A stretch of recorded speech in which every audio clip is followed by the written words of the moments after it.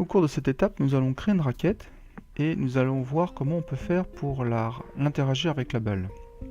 Donc première étape, il faut dessiner une raquette. Donc on va créer un nouveau sprite ou lutin, et puis à l'aide d'un rectangle, nous allons dessiner la raquette.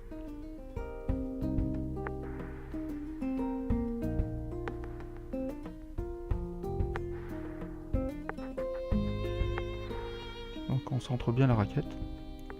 Mais on voit dans l'écran de gauche que la raquette n'a pas tout à fait la bonne taille, donc il va falloir l'ajuster.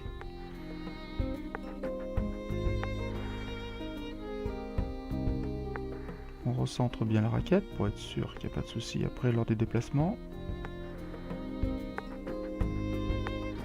On place la raquette en bas de l'écran de jeu.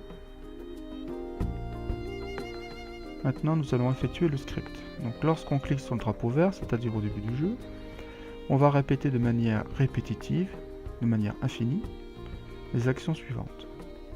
Donc on positionne la raquette aux coordonnées X et Y, mais nous allons récupérer les coordonnées X de la souris.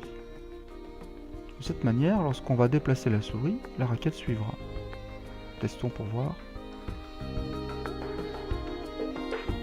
Donc on voit que la raquette se déplace bien avec la souris, toutefois la balle ne réagit pas au passage de la raquette. On voit que la balle traverse la raquette.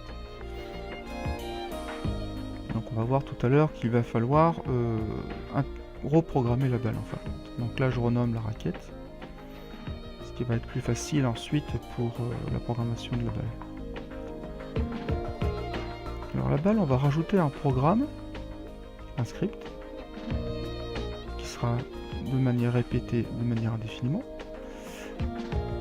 Et dans ce script, on va se poser une question. Qu'est-ce qui se passe lorsque la balle rencontre la raquette? Donc si on touche la raquette du bas, alors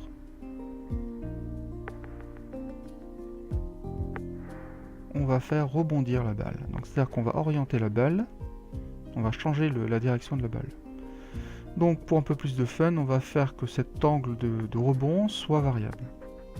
Donc on indique les valeurs minimum et maximale, et puis ce sera de manière complètement aléatoire. Alors qu'est-ce qui se passe? On voit que maintenant la balle rebondit sur la raquette.